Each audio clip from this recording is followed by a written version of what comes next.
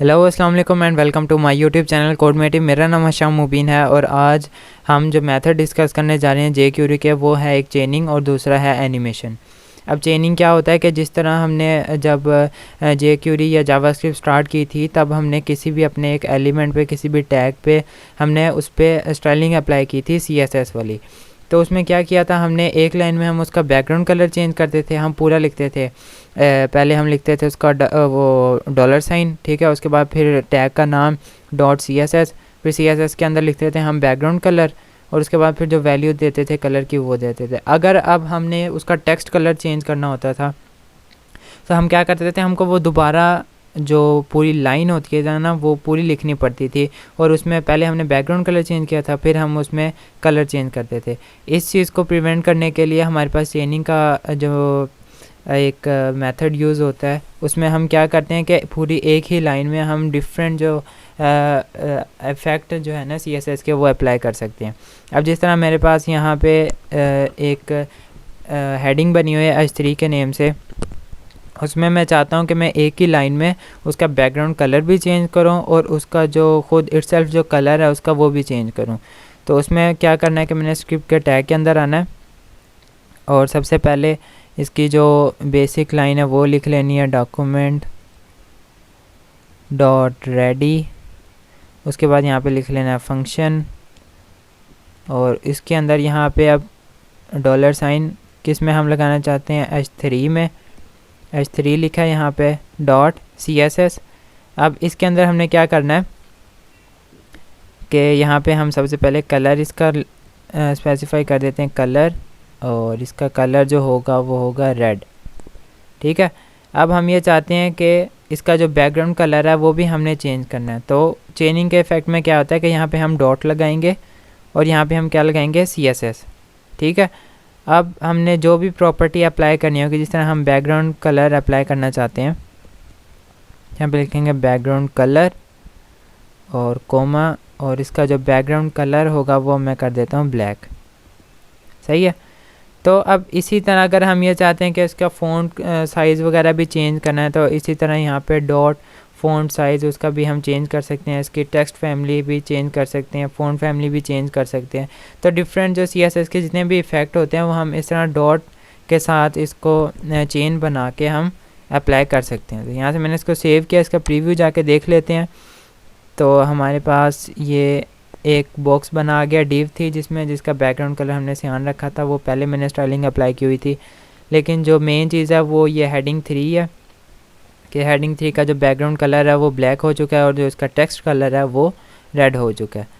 अब जो हमारे पास सेकंड चीज़ है वो है हमारा अपना एनिमेशन के, किस तरह हम जो अपने वेब के डॉक्यूमेंट में हम किस तरह एनिमेशन अप्लाई कर सकते हैं, ठीक है। तो उसके लिए हम यहाँ पे आते हैं अपने स्क्रिप्ट के टैग के अंदर, और यहाँ पे हम लिखते हैं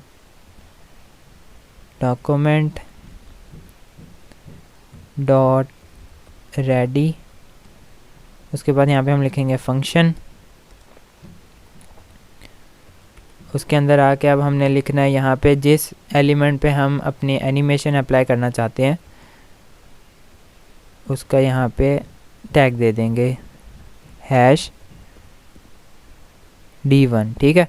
अब इस पे क्योंकि हम एनिमेशन अप्लाई करना जा रहे हैं तो यहाँ पे हम लिखते हैं एनिमेट का एक फंक्शन है जो यहाँ पे हम राइट करते हैं। उसके बाद इसकी ब्रैकेट्स लगानी है और अब इसके अंदर हमने अपना जितने भी एनिमेशन अप्लाई करनी है वो हम कर सकते हैं। अब हमारे जो डिव का जो वैसे एक्चुअल जो साइज़ है वो है, हाइट और विड्थ दोनों सेम ही है 100 पिक्सल। हम ये चाहते हैं कि ये जब एनिमेशन इस पर अप्लाई हो तो इसका जो विड्थ और हाइट है वो 100 से चेंज होकर 200 या 300 हो जाए।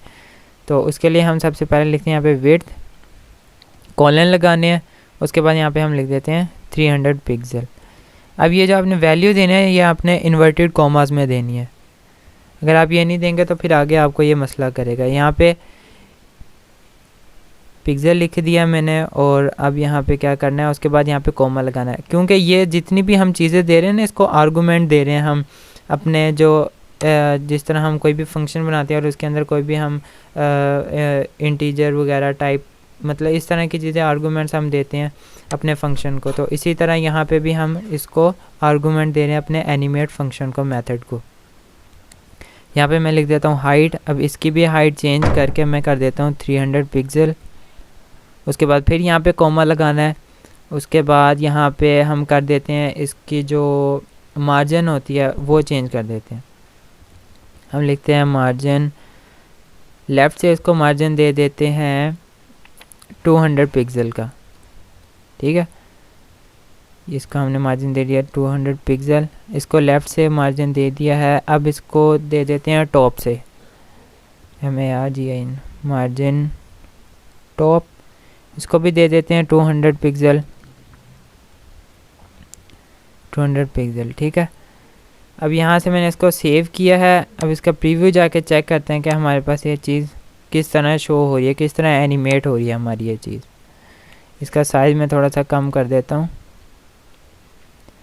जैसे ही मैं अब इसको रिफ़्रेश करता हूँ तो क्या होता है कि ये हमारा जो पहले डिव थी वो हमारी यहाँ पे पड़ी हुई थी। जैसे हमने उस पर एनिमेशन अप्लाई किया तो वो हमारी एनिमेट होकर यहाँ से 200 पिक्सल टॉप से उसने मार्जिन दिया, 200 पिक्सल लेफ़्ट से उसको मार्जिन मिला है। और इसका जो साइज़ है वो भी आप देख सकते हैं कि यहाँ पे 100 पिक्सल था और यहाँ पे आके वो 300 पिक्सल हाइट और विड्थ उसकी सेट हो जाती है। तो इस तरह हमारे पास ये चेनिंग और एनिमेट के फंक्शन वर्क करते हैं। नेक्स्ट वीडियो में हम अगर नेक्स्ट हमारे पास ट्रैवर्सिंग के मेथड आ जाएंगे, हम उसको डिस्कस करेंगे। जब तक के लिए अपना बहुत सारा ख्याल रखिएगा। अल्लाह हाफिज़।